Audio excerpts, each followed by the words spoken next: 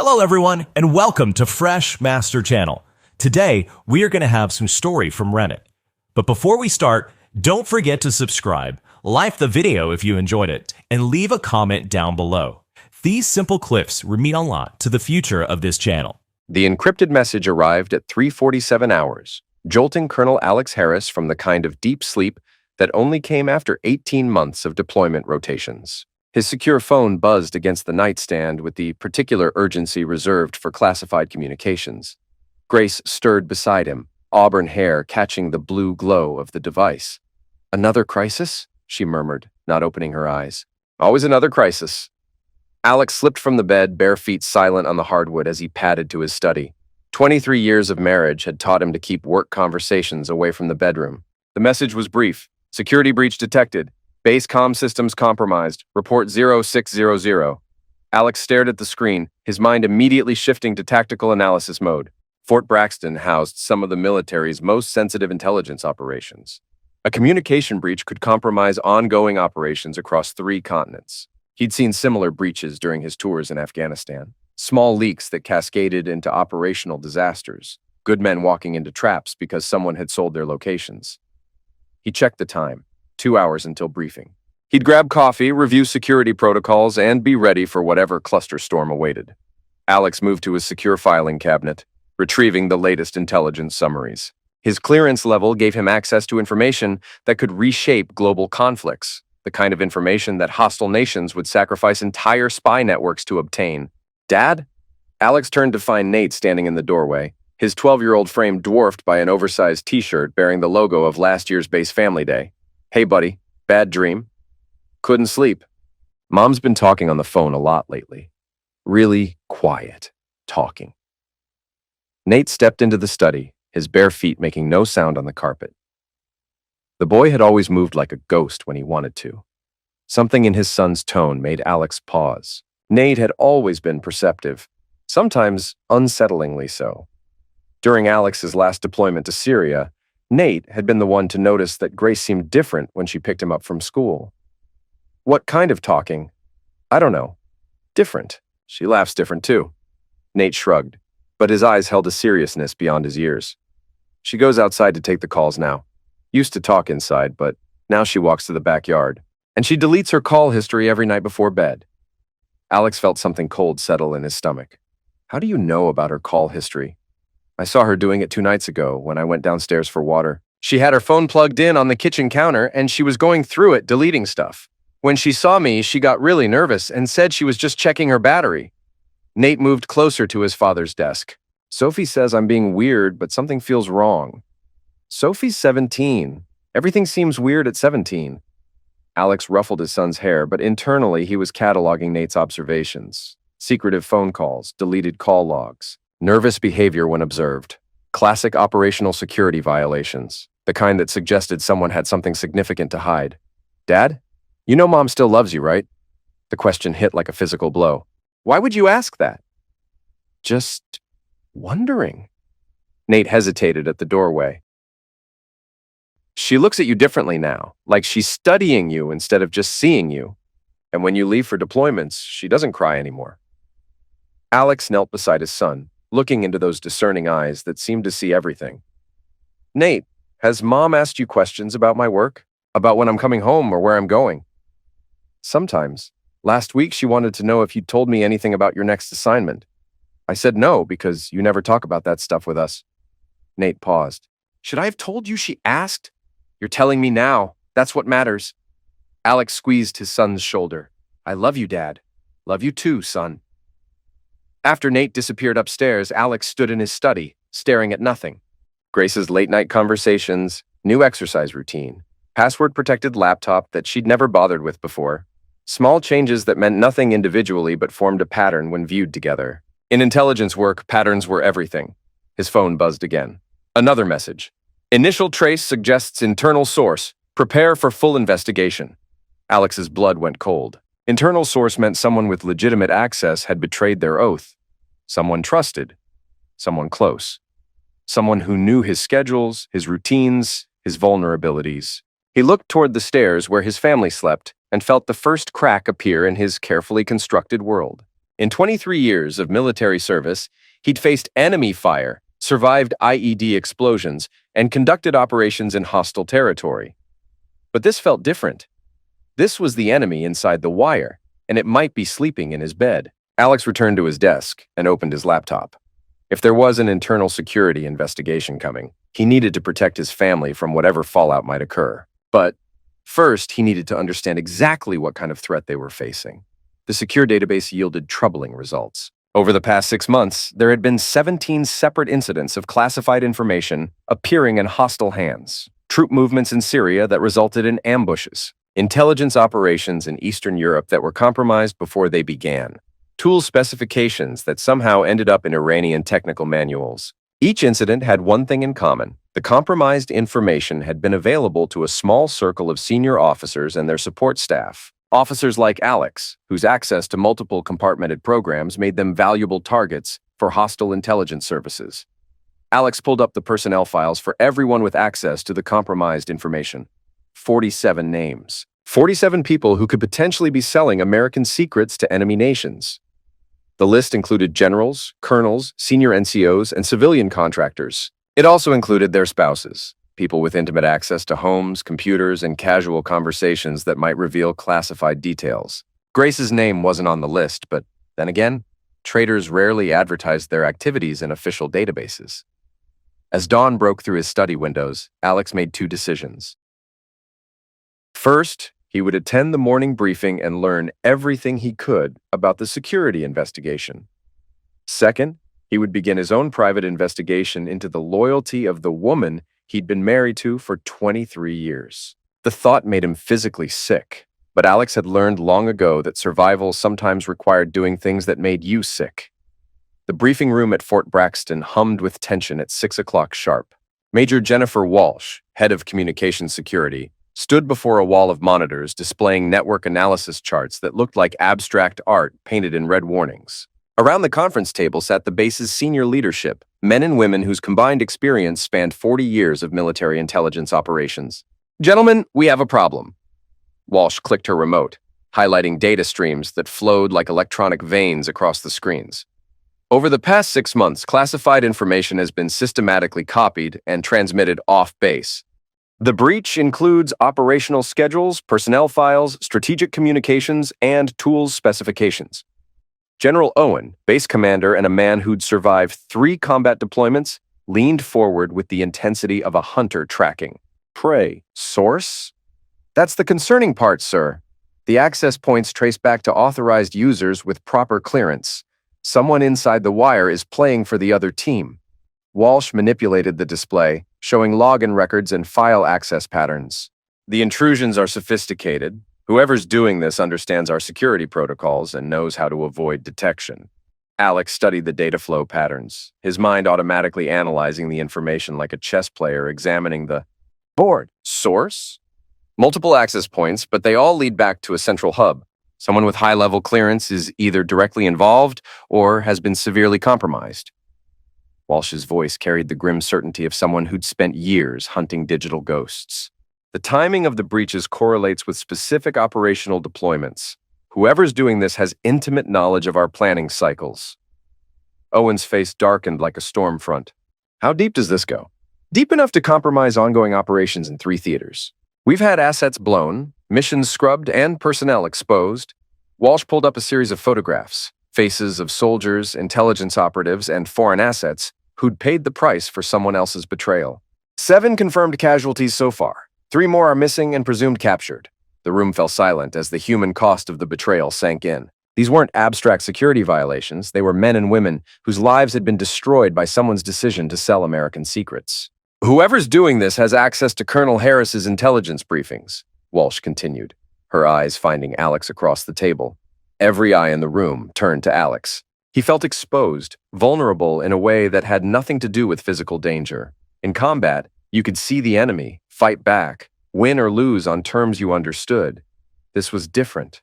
This was being dissected under a microscope, while suspicion crawled over his skin like insects. "My briefings are classified at the highest level," Alex said quietly. "That limits the suspect pool considerably." "Agreed.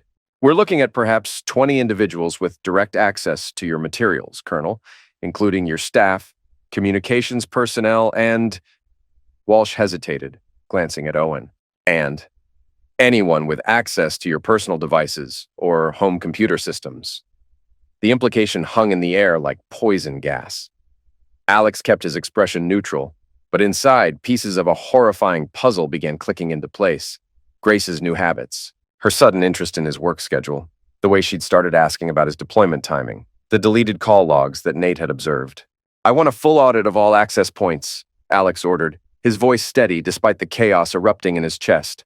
"Every login, every file transfer, every communication, and I want it yesterday."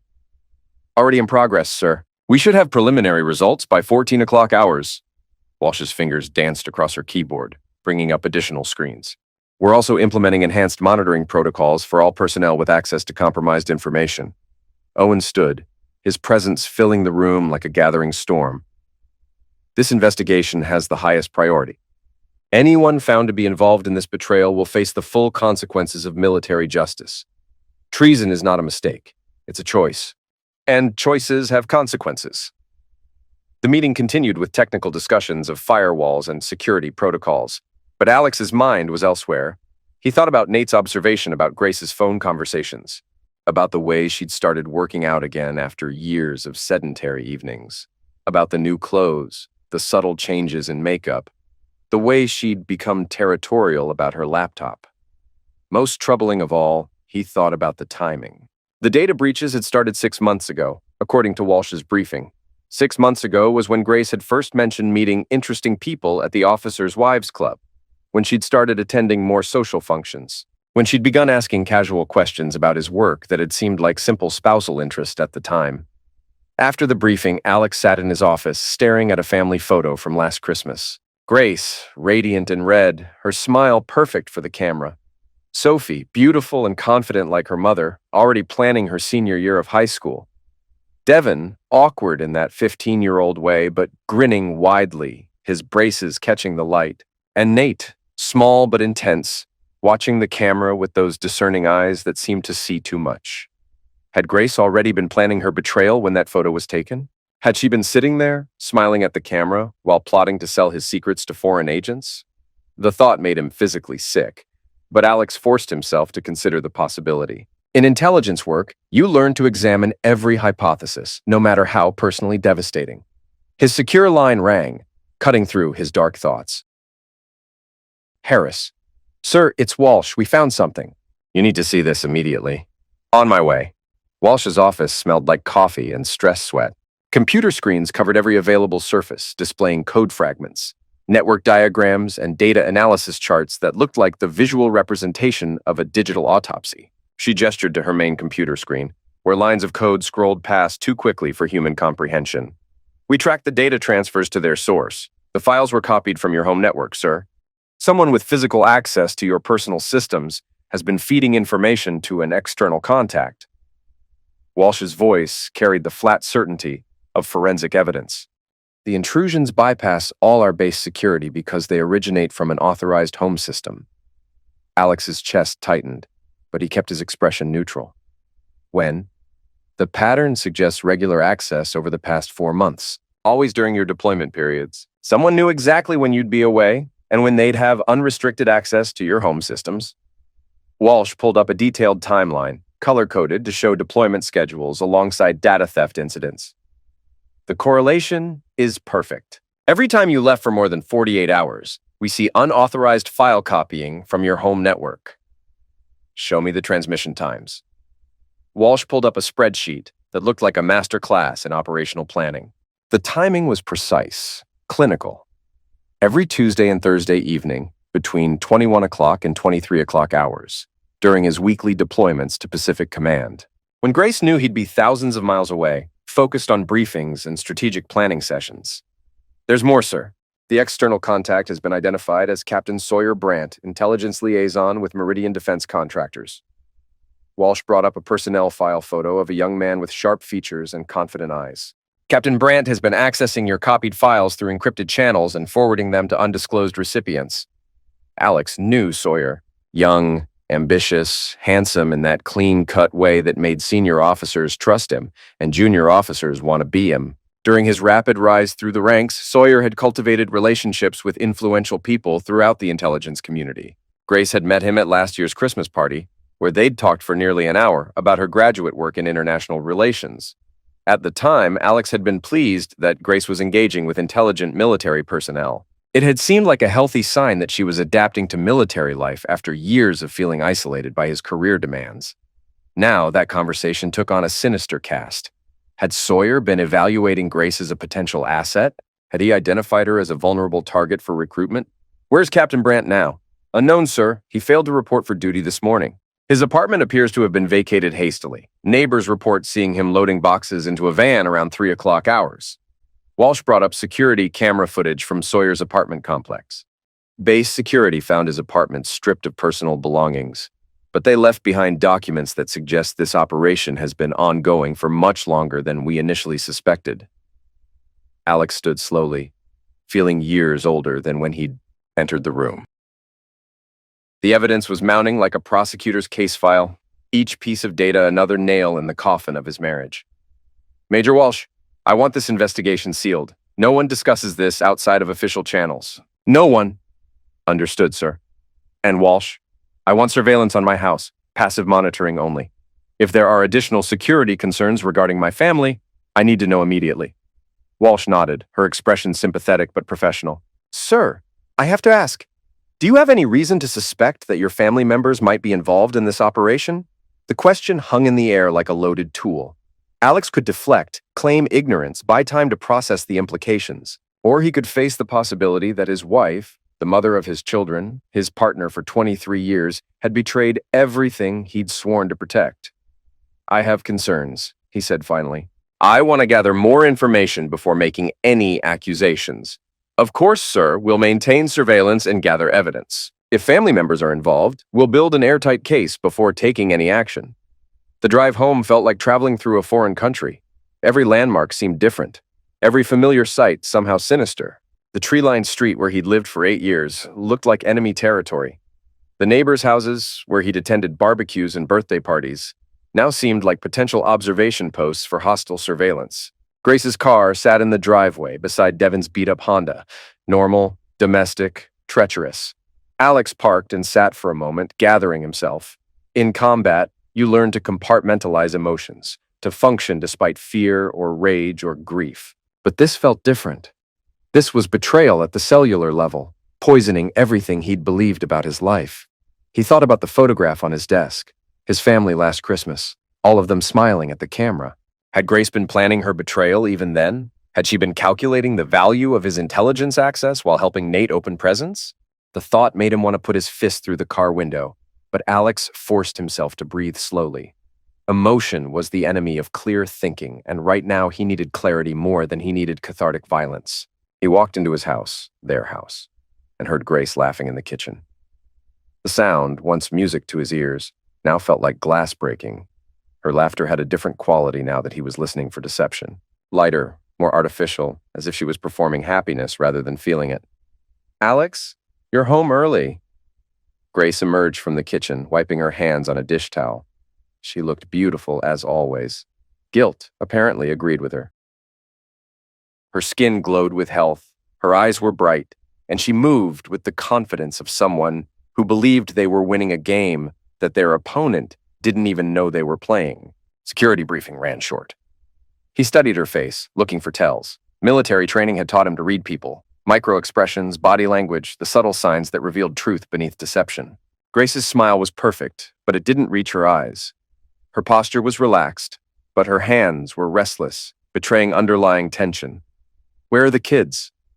"Sophie's at volleyball practice. Devin's upstairs pretending to study. Nate's in the backyard." She moved closer, smiling with what looked like genuine warmth. "I was hoping we could talk. About us. About our plans." "Plans?" "For when you retire. I've been thinking about what comes next. Where we might live. What kind of life we want to build." Grace's voice carried enthusiasm that seemed genuine, but Alex now understood that Grace had become very good at seeming genuine. Alex felt something cold settle in his chest. What kind of life did you have in mind? Grace's smile flickered for just a moment, the first crack in her performance. Something different. Maybe away from the military? Away from all this secrecy and separation? She gestured vaguely around the kitchen, but Alex understood she was referring to his entire career. Somewhere we can be normal people. Normal people, Alex repeated slowly, tasting the words, with normal relationships. Exactly. Grace's relief was palpable, and Alex realized she was interpreting his questions as interest rather than interrogation. I'm so glad you understand. I was worried you might resist change. Alex nodded slowly, his mind racing through possibilities. Was Grace planning to leave with Sawyer? Had she been building an exit strategy funded by stolen intelligence? Change can be good. Sometimes it's necessary. I knew you'd see it that way. You're practical, strategic. Grace stepped closer, close enough that he could smell her perfume. Something new, something expensive. We could start fresh. New city? New opportunities? New opportunities, Alex echoed. For both of us. Yes, for both of us. They stood there, husband and wife, speaking in code about completely different futures. Grace saw escape, freedom, a life with her lover built on stolen intelligence money. Alex saw justice, consequences, and the systematic destruction of everything that had betrayed him. Mom? Nate appeared in the kitchen doorway, backpack slung over one shoulder. His arrival was perfectly timed, as if he'd been waiting for the right moment to interrupt. Of course, honey. We were just finishing up. Grace kissed Alex's cheek, her lips lingering a moment too long. Think about what I said. After she left, Nate moved closer to his father with the purposeful stride of someone who had important information to share. Dad, I need to tell you something about Mom. Alex knelt to his son's eye level, noting the serious expression that made Nate look older than his 12 years. What about her? She's been having secret meetings. Yesterday after school, I saw her at the coffee shop downtown. She was with that guy from your Christmas party, the young one with the shiny shoes. Captain Brandt. Yeah, they were sitting really close together, holding hands under the table. And Dad? Nate's voice dropped to a whisper. She gave him an envelope, a thick one. Alex felt the last piece of his marriage crumble into dust. His son's observation confirmed what the digital evidence had already suggested. Grace wasn't just having an affair. She was actively collaborating with Sawyer in what appeared to be a systematic intelligence operation. Did they see you? No, I was with Tommy's mom, picking up his birthday cake. They only had eyes for each other. Nate paused, his young face grave with understanding beyond his years. Dad, are you going to get divorced? The question was asked with a devastating 12-year-old directness. Alex looked into his son's eyes and saw understanding far beyond his years. Nate had been watching, analyzing, drawing conclusions about adult behavior with the same analytical mind that Alex recognized in himself. I don't know yet, buddy, but if things change, I need you to know that I love you. No matter what happens, that never changes. I love you too, Dad, and I'm sorry Mom's being weird. It's not your fault, son. None of this is your fault. That evening, after dinner conversation filled with lies and pleasantries, Alex sat in his study reviewing files. Not military files. Divorce law, property division, child custody statutes. The legal framework for dismantling a life built on deception. But divorce law seemed inadequate for what Grace had done. This wasn't simple marital infidelity. This was treason, and treason demanded a different kind of justice. Grace appeared in the doorway wearing a silk nightgown he didn't recognize. The garment was expensive, sophisticated, the kind of thing a woman might buy when she was trying to impress a new lover. Coming to bed? Soon. Just finishing some paperwork? You work too hard. She moved behind his chair, her hands settling on his shoulders with practiced closeness. When was the last time we took a vacation? Just the two of us. Her touch felt like poison, but Alex forced himself to remain still. I don't know. It's been a while. We should plan something. Maybe next month, when your deployment schedule lightens up. Her fingers massaged his neck with the skill of someone who'd been practicing these gestures. I know this great place in the Caribbean. Very private. Very romantic. Alex imagined her planning that romantic getaway with Sawyer, using money earned by selling military secrets to enemy nations. Money paid in exchange for information that had gotten American soldiers eliminated. Sounds expensive. I have some savings. From my consulting work. Consulting work? Another lie. Grace had been unemployed for 3 years, claiming she needed time to adjust to military life. Now, Alex understood that her adjustment period had been spent learning how to be a more effective spy. That's generous of you. We're married, Alex. What's mine is yours. She leaned down and kissed the top of his head, her lips lingering with what felt like practiced affection. I want us to be happy. After she left, Alex opened his laptop and began typing. Not a romantic vacation itinerary, but a comprehensive plan for destroying 2 traitors who had declared war on everything he'd sworn to protect. By morning, Grace Harris and Captain Sawyer Brandt would discover that Colonel Alex Harris was far more dangerous than they'd imagined. The plan that emerged was elegant in its simplicity. Alex would use the same techniques that had made him successful in intelligence operations: patience, deception, and the systematic gathering of evidence until his enemies had no possible escape. He would give Grace and Sawyer exactly what they wanted: access to intelligence so valuable that they couldn't resist taking it. And when they did, he would destroy them with the evidence of their own greed. Alex woke at 5 o'clock, 2 hours before his alarm, his body responding to years of military conditioning and the adrenaline of impending combat. Grace slept beside him, peaceful as a child, her breathing deep and regular. Amazing how soundly traitors slept. Her face, relaxed in sleep, looked innocent and beautiful. The same face he'd fallen in love with 24 years ago when she was a graduate student studying international relations, and he was a young lieutenant with more ambition than sense. Now, looking at her sleeping form, Alex felt like an archaeologist examining the remains of a civilization he'd once called home. Everything about their life together would have to be re-examined through the lens of her betrayal. How long had she been planning this? How many of their intimate conversations had been reconnaissance missions designed to extract information about his work?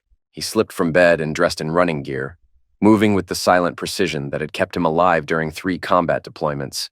His morning jog would take him past the coffee shop where Nate had witnessed the handoff. Time for some reconnaissance of his own. The pre-dawn streets were empty except for delivery trucks and shift workers beginning their early routines. Alex maintained an easy pace, his mind sharp despite the early hour and the emotional turmoil of the past 24 hours. 23 years of military life had taught him that the most crucial battles were won before the enemy knew war had been declared. Preparation, intelligence gathering, and strategic planning were the foundations of victory. The coffee shop, Crossroads Cafe, sat on a corner 2 blocks from the base main gate.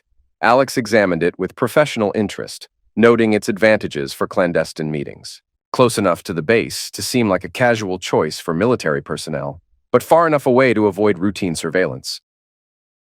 Multiple exits, including a rear door that opened onto an alley. Limited security cameras, and those were positioned to monitor the cash register rather than customer seating areas. Perfect for espionage activities. His phone buzzed against his hip. Text message from Grace.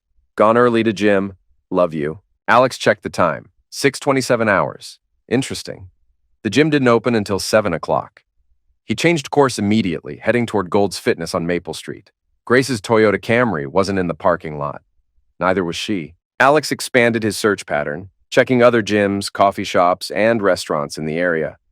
Military training had taught him to think like his target, to anticipate their movements and preferences. Grace liked quiet places for private conversations. She preferred corner booths that offered privacy and good sightlines. She always chose locations with multiple exit routes, a habit she'd developed during their years living on various military bases. He found her at the IHOP on Route 9, sitting across from Captain Sawyer Brandt in a corner booth that met all of Grace's operational criteria. They were leaning close together, speaking in urgent whispers that suggested this was far more than a casual breakfast meeting. As Alex watched from his car, positioned across the street with a clear view through the restaurant's front windows, Sawyer reached across the table and took Grace's hand in both of his. The gesture was intimate, possessive, and completely damning. Alex's military training kicked in, suppressing the rage that threatened to cloud his judgment. Emotion was the enemy of strategy. This wasn't personal. It was operational.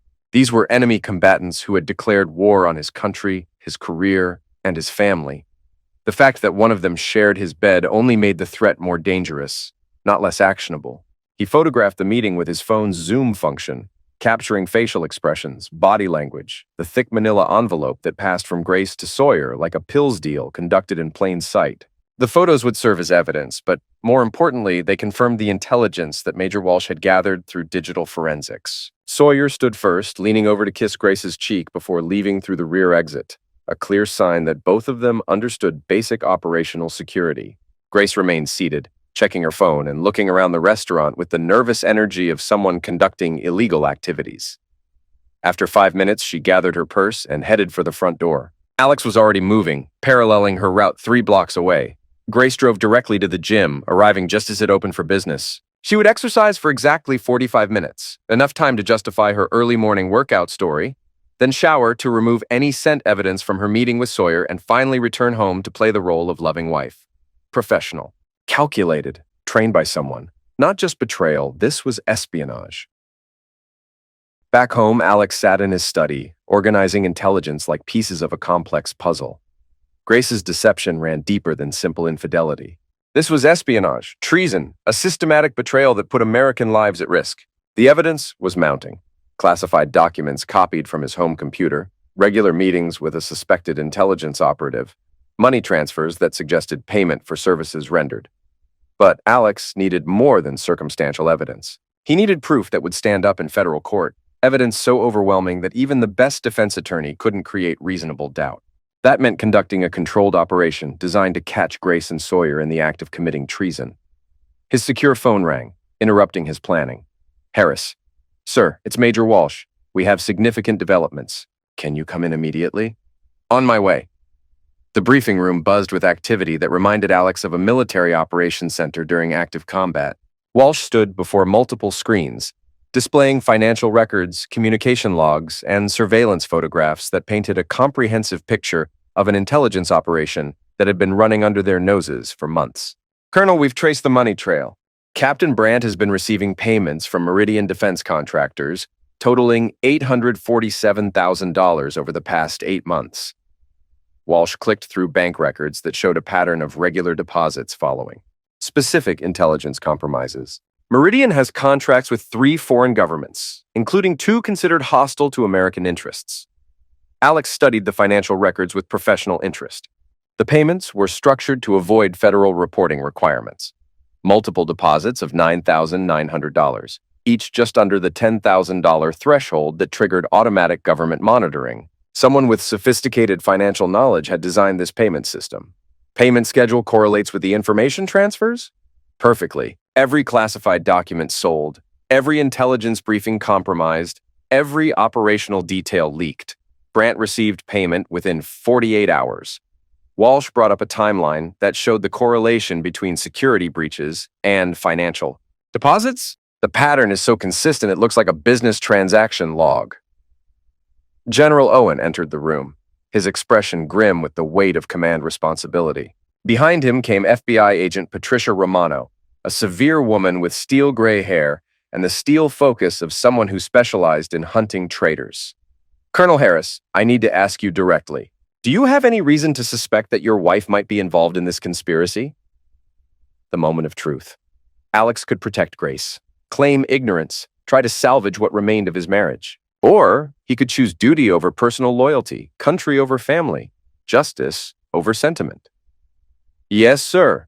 I have evidence suggesting my wife has been assisting Captain Brandt in accessing classified materials. Owen's face darkened like a thundercloud. What kind of evidence? Alex handed over his phone, showing the photographs from this morning's surveillance. My wife has been meeting regularly with Captain Brandt. She's been passing him materials likely copied from my home computer systems. She has intimate knowledge of my deployment schedule and access to my personal devices.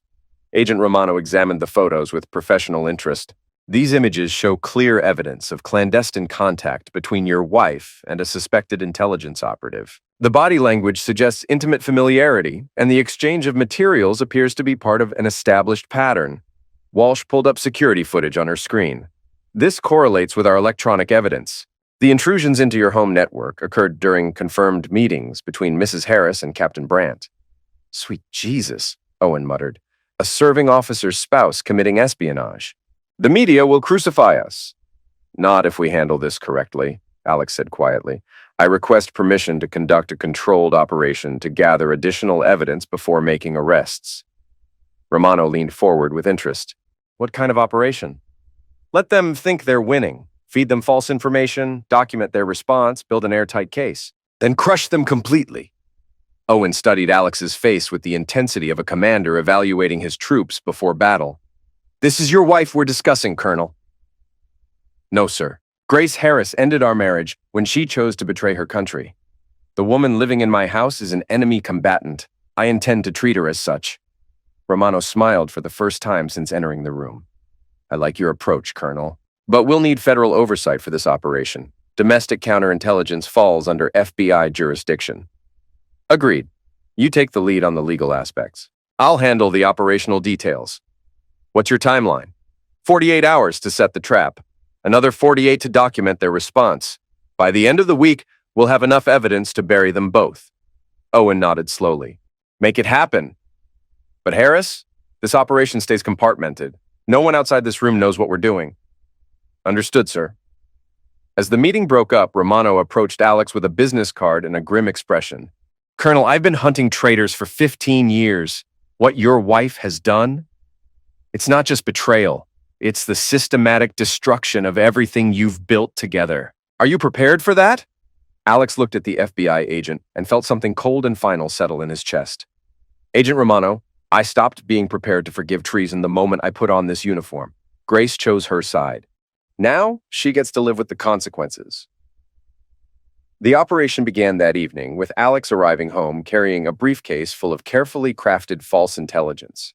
The documents had been prepared by a team of CIA analysts specializing in deception operations, fictional deployment schedules that looked authentic, fabricated mission details that would seem valuable to enemy intelligence services, invented security, protocols that appeared to reveal genuine vulnerabilities, all designed to entice Grace into one final, devastating betrayal. "You look tired," Grace observed as he set his briefcase in the study, her voice carrying what sounded like genuine concern. Either she was an exceptional actress, or part of her still cared about his well-being even while betraying everything he stood for. Long day. Security briefings for the Pacific deployment next week. Grace's eyes sharpened with interest that she'd tried to hide behind casual concern. "Next week? I thought that wasn't until the end of the month." Plans changed. High-priority situation. Alex opened the briefcase, ensuring Grace could see the classified document headers that marked the papers as containing intelligence valuable enough to justify significant risk. "I'll be gone for 10 days. Minimum." 10 days, Grace repeated softly, and Alex could see her mind working, calculating the opportunities that his extended absence would provide. "That's longer than usual." "Can't be helped. I'll need to work late tonight reviewing operational details." "Of course. I'll make sure you're not disturbed." That evening, while Grace prepared dinner and maintained the pretense of domestic normalcy, Alex installed micro cameras in his study.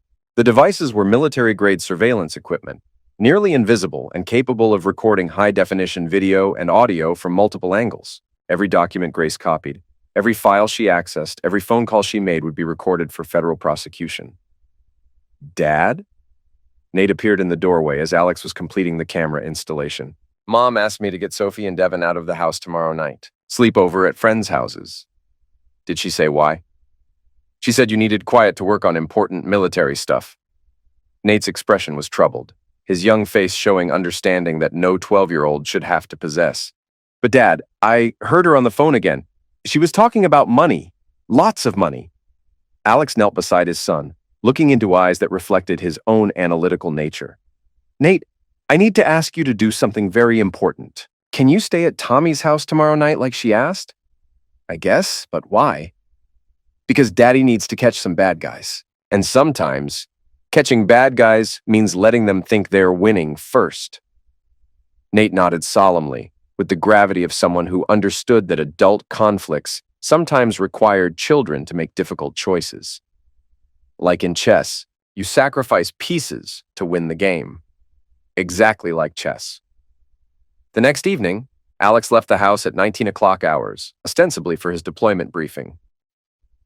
In reality, he drove to a surveillance van parked 3 blocks away, where Major Walsh and her technical team monitored the cameras in his study alongside FBI agents who would ensure that any evidence gathered would be admissible in federal court.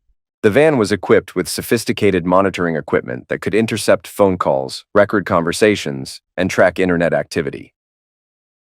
Alex sat in front of multiple screens that showed different angles of his study, waiting for his wife to commit treason against the country he'd sworn to defend.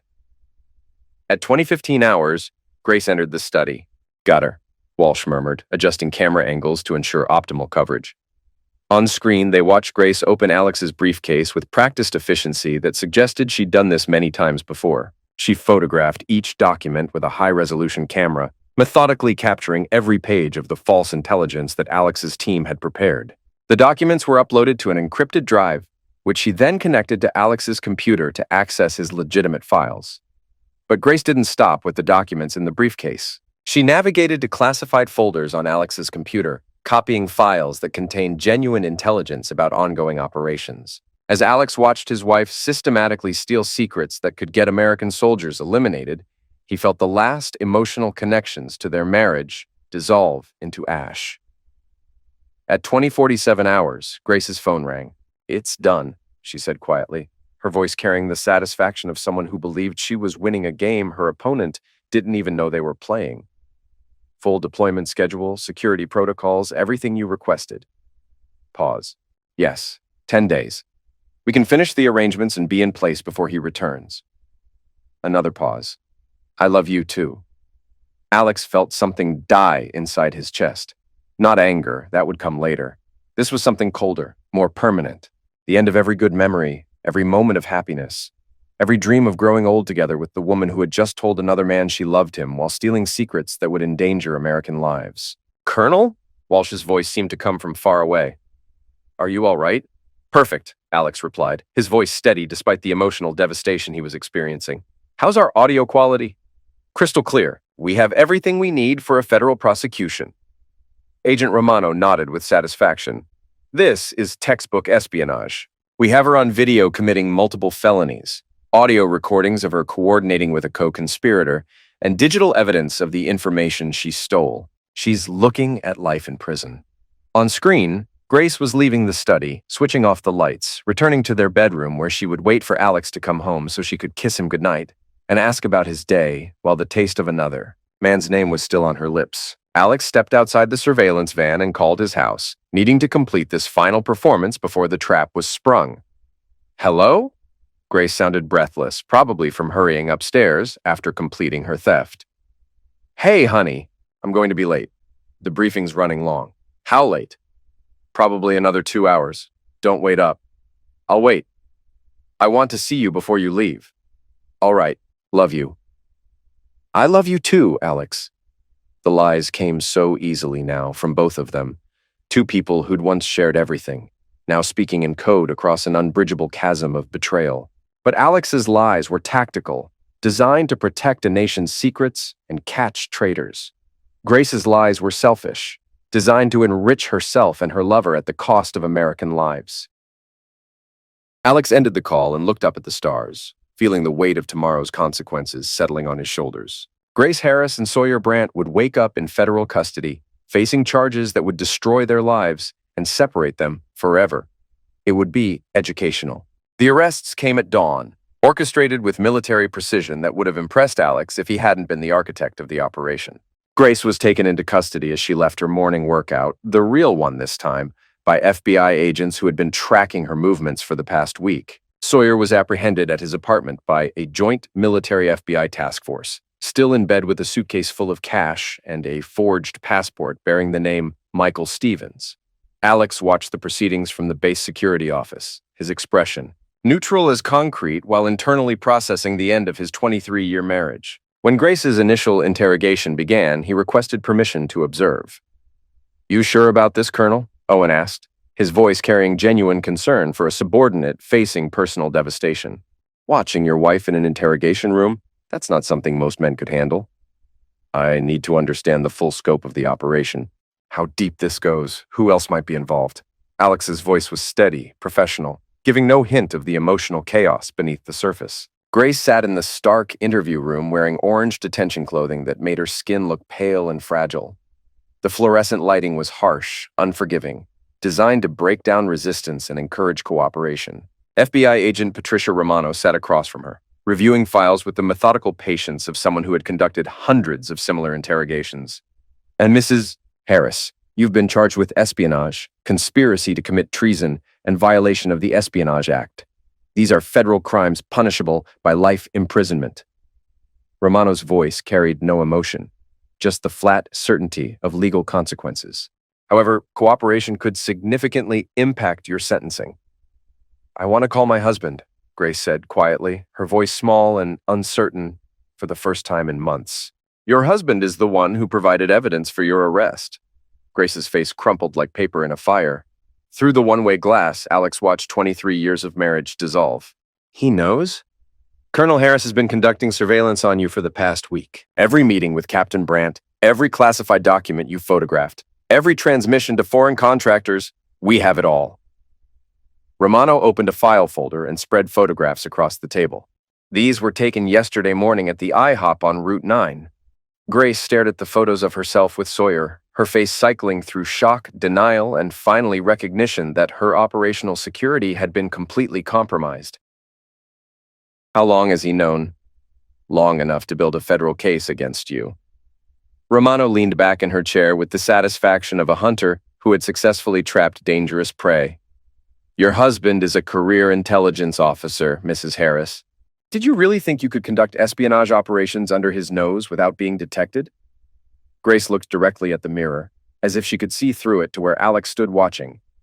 "Alex, I know you're there. Please, let me explain." Alex spoke into the intercom connecting to Romano's earpiece. "Ask her about the money, how much they paid her to destroy our family." Romano nodded. "Mrs. Harris, our financial investigation shows payments totaling $400,000 deposited into offshore accounts under your name. What was this money for?" "It wasn't supposed to hurt anyone," Grace whispered, her voice cracking with the weight of realized consequences. "Sawyer said the information we provided was just routine intelligence. Personnel schedules, training protocols, nothing operational." "Nothing operational?" Romano pulled out photographs of mission briefings Grace had copied, images of documents that contained tactical details and troop movements. "These documents contain details about Special Forces operations in hostile territory. Because of information you stole, 3 American servicemen are currently missing in action." Grace stared at the photographs, her face going white as the human cost of her betrayal became clear. "No, that's not—" "Sawyer said it was administrative information. He said no one would get hurt." "Tell me about your relationship with Captain Brandt." Grace was silent for a long moment, her hands trembling as she processed the full magnitude of her situation. When she spoke, her voice was barely audible. "I met him at a Christmas party last year. He was charming, intelligent. He paid attention to me in a way that Alex hadn't in years." Through the glass, Alex felt something twist in his chest. Not pain. Recognition. She was probably right. His deployments, his focus on work, his assumption that their marriage could survive on autopilot had created vulnerabilities that Sawyer had exploited with professional skill. When did the relationship become romantic? March. Alex was in Thailand for 2 weeks.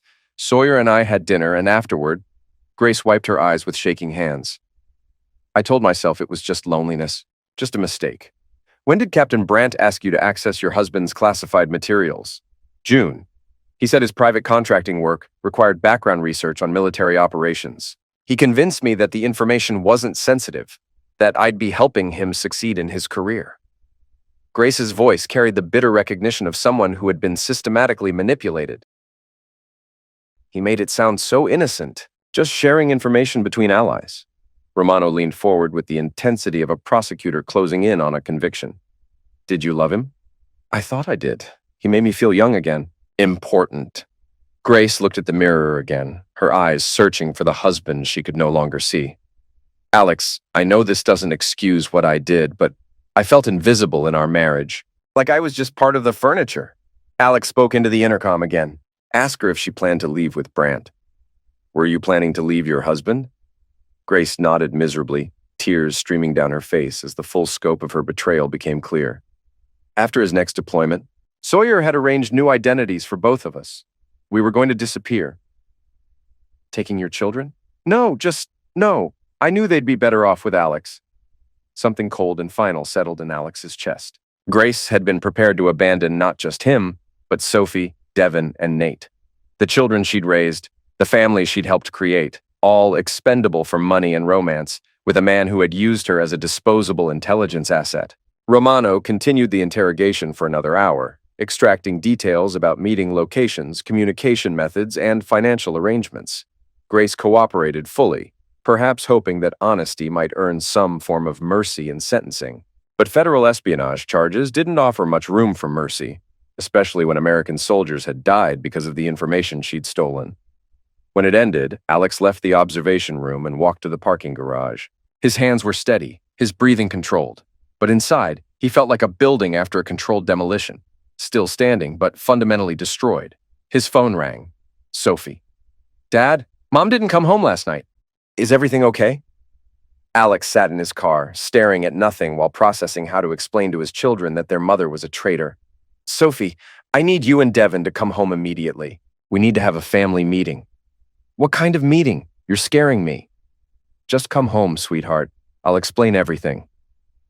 An hour later, Alex's 3 children sat in the living room, their faces reflecting confusion and growing fear. Sophie, beautiful and poised at 17, already possessing the confidence that would carry her through college and into adulthood. Devin, awkward but intelligent at 15, caught between childhood and the adult responsibilities that were about to crash down on him. Nate, small and serious at 12, watching with those discerning eyes that had already seen too much. "Where's Mom?" Devin asked, his voice carrying the casual expectation that family problems were temporary inconveniences that adults would fix. Alex sat across from them, choosing his words carefully while knowing that nothing he said would soften the devastation he was about to inflict. "Your mother has been arrested on federal charges. She won't be coming home." Silence. Then Sophie's voice shrill with disbelief. "Arrested for what?" "Espionage. Your mother has been selling classified military information to foreign contractors. She was planning to leave the country with her lover." Sophie stood up quickly, shaking her head with the vehemence of someone rejecting an impossible reality. "That's insane. Mom wouldn't do that.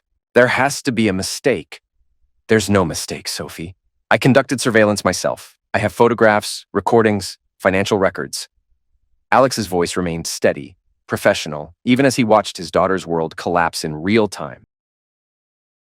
"You spied on Mom," Devin's voice cracked with adolescent outrage mixed with genuine shock. "What kind of person spies on their own wife?" "The kind who takes an oath to protect his country," Alex replied quietly. "The kind who discovers that his wife is a traitor." Sophie began crying, her composed facade cracking under the weight of information she couldn't process. "That can't be true." Sophie stood up quickly, her voice sharp with disbelief. "You must be wrong. You spied on Mom? You had no right." Alex absorbed the accusation without flinching, recognizing the defense of someone refusing to accept a devastating truth. "You're never here," Sophie added, voice rising. "You chose the military over our family, and now you're destroying her because she found someone who actually cared." "I hate you," she finally sobbed, her emotions breaking through her logic. "Sophie, no. You could have handled this differently. You could have talked to her, worked things out. Instead, you had her arrested like some kind of criminal." "She is a criminal, Sophie. What she did put American lives at risk." Alex's voice carried the weight of 3 decades of military service and the knowledge that some principles were worth any personal cost. "Because of information your mother stole and sold, 3 American soldiers are missing and presumed dead." Devin stood beside his sister, his adolescent solidarity overriding any consideration of the larger issues at stake. "Then we want to live with someone else. Aunt Patricia, maybe. Anyone but you." Alex looked at his older children, his daughter's tear-streaked face, his son's defiant expression, and felt the final pieces of his family crumble away. "That can be arranged." Alex's voice was flat, concealing the ache behind the practical solution. Only Nate remained seated, watching the confrontation with those discerning eyes that had seen the truth about Grace's betrayal before any adult had acknowledged it. "What about you, son? Do you want to live somewhere else?" Nate was quiet for a long moment, his young face serious with the weight of adult decisions being forced on a child. When he spoke, his voice was calm and clear. "I want to stay with you, Dad." Sophie spun toward her younger brother with the fury of someone whose reality had been shattered. "Nate, you don't understand. Dad destroyed our family." "No," Nate said firmly, his 12-year-old voice carrying moral certainty that his older siblings lacked. "Mom destroyed our family when she chose to lie and steal and plan to abandon us. Dad just stopped her." The truth from a 12-year-old cut through the emotional chaos like a blade. Sophie and Devin stared at their younger brother, as if seeing him for the first time, recognizing that his analysis of the situation was more mature and accurate than their own. "You're taking his side?" Devin demanded, his voice cracking with the realization that family solidarity was fracturing along moral rather than emotional lines. "I'm taking the side of what's right," Nate replied with the quiet confidence of someone who had watched, analyzed, and reached conclusions based on evidence rather than sentiment. "Mom made her choices. Now we have to make ours." That evening, after Alex had made arrangements for Sophie and Devin to stay with Grace's sister, he sat in his study with Nate, who was quietly doing homework at the small desk Alex had installed last Christmas. The normalcy of the scene, father and son sharing quiet time while one did homework, stood in sharp contrast to the devastation that had swept through their family. "Are you okay with all this?" Alex asked, genuinely concerned about the psychological impact on his youngest son. Nate looked up from his math worksheet, his young face showing remarkable composure. "It's sad, but I'm not surprised." "Why not?" "Because I've been watching. Mom changed. She stopped caring about us and started caring about herself." Nate returned to his homework with the matter-of-fact acceptance of someone who had already processed the emotional implications. "You didn't change, Dad. You're still the same person you've always been." Alex felt something warm settle in his chest, the first positive emotion he'd experienced in days. His youngest son understood what his older children couldn't. Sometimes the right choice was also the hardest choice. "What happens now?" Nate asked. "Now we build something new. Just the two of us." "Good," Nate said simply. "I like building things with you." Outside, Alex could hear neighbors talking in hushed voices about the morning's arrests. By tomorrow, the story would be all over the news. Military wife turned spy, family destroyed by betrayal. The narrative would be ugly, sensational, probably mostly wrong. Alex didn't care about the narrative. He cared about results. Grace Harris and Sawyer Brandt would face justice for their crimes. Sophie and Devin would have to learn about consequences and choices, and he would build a new life with the one person who had remained loyal when loyalty mattered most, his youngest son, his heir, the one who stayed. 6 months later, Alex stood in federal courthouse, watching Grace accept a plea agreement that would send her to prison for 15 years. She looked fragile in her orange jumpsuit, aged by months of pretrial detention and the weight of choices that had destroyed everything she'd once claimed to value. Sawyer had already been sentenced to 25 years after refusing to cooperate with investigators. The additional evidence recovered from his apartment, detailed intelligence reports sold to 3 hostile nations, along with communications proving he had been recruiting other military spouses, had sealed his fate. Grace's attorney, a public defender who looked barely older than Sophie, read the terms of the plea agreement in a monotone voice that made the proceedings sound like a business transaction rather than the destruction of a family. 15 years federal prison, forfeiture of all assets acquired through espionage activities, permanent restriction from accessing classified materials. "Mrs. Harris, do you understand the terms of this agreement?" Grace nodded, her voice barely audible when she replied, "Yes, Your Honor." Judge Hamilton, a stern woman in her 60s who had presided over dozens of espionage cases, leaned forward with the weight of judicial authority. "Mrs. Harris, before I accept this plea, I want to ensure you understand the gravity of your actions. You betrayed not just your husband and family, but your country. American servicemen were eliminated because of information you provided to hostile forces."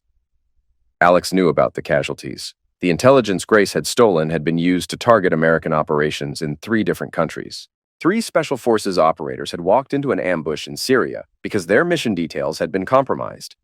2 CIA assets in Eastern Europe had been captured and executed after their identities were revealed. 1 Navy SEAL was still in critical condition at Walter Reed Hospital after stepping on an IED that enemy forces had positioned because they knew his patrol route. "I understand, Your Honor," Grace whispered, her voice carrying the weight of genuine remorse that had come too late to matter. "I'm sorry. I'm so sorry." "Sorry doesn't bring back the dead, Mrs. Harris." Judge Hamilton's voice was ice cold with the fury of someone who had seen too many cases where American lives were sacrificed for money. "I accept your plea agreement. You're sentenced to 15 years in federal prison with possibility of parole after 10 years served." As the bailiff led Grace away, she turned to look at the gallery where Alex sat with Nate. Her eyes found his across the courtroom, and for a moment, he saw the woman he'd married 23 years ago. Young, beautiful, full of dreams they'd planned to build together. Then she was gone, disappeared through a door that would keep her locked away until Nate was 27 years old. Dad? Nate's voice was quiet, controlled, showing none of the emotional turbulence that other children might display in similar circumstances. Are you sad? Alex considered the question carefully. Was he sad? Grace Harris had been the love of his life, but as she disappeared behind the courtroom doors, all he felt was relief. That evening, Alex and Nate sat in their new house, a modern, security-conscious home on 5 acres outside the city. Clean lines, minimal furniture, state-of-the-art surveillance systems that would prevent any future security compromises. Nothing from the old house had made the move except Nate's belongings, and a few photographs of happier times that served as reminders of what loyalty looked like. Sophie called today, Nate reported, looking up from his dinner with the calm demeanor that had become his trademark. Oh, how is she? Sad, she dropped out of college. She wanted to know if you'd help pay for her to finish. Alex cut his steak methodically, considering the implications of his daughter's request. What did you tell her? I told her she made her choice when she chose Mom's side over yours. Actions have consequences. That seems harsh. Is it wrong? Alex looked at his 13-year-old son. When had he turned 13? And marveled at the clarity of his moral reasoning. Nate had developed into someone who understood strategic thinking better than most adults, who could analyze complex situations and reach logical conclusions without being swayed by sentiment. No, it's not wrong. Sophie and Devin chose to see me as the villain in this story. They chose to blame me for enforcing consequences rather than blame their mother for earning them. So they have to live with that choice. Yes, they do. Nate nodded and returned to his dinner. The conversation was over, the moral framework established. Alex felt a surge of pride in his youngest son's character development under pressure. His phone buzzed. Text message from Devin. Dad, I made a mistake. Can we talk? Alex showed the message to Nate, who read it and shrugged with the indifference of someone who had already moved past emotional manipulation. Too late. He had his chance to stay loyal. People can change their minds, son. Sure, but that doesn't mean they get to undo their choices. Nate looked up at his father with those discerning eyes that had seen through Grace's deception from the beginning. They chose Mom's side, now they want the comfort of yours. But loyalty doesn't work like that. Alex stared at his son in amazement. 13 years old, and he understood strategic thinking better than most adults. The boy had internalized lessons about consequences and character that many people never learned. What do you think I should tell Devin? Tell him the truth, that choosing sides has permanent consequences. That he picked the wrong side and now has to live with it. Alex typed a response. You made your choice when you chose to stand against me. Live with it. He hit send and felt no regret.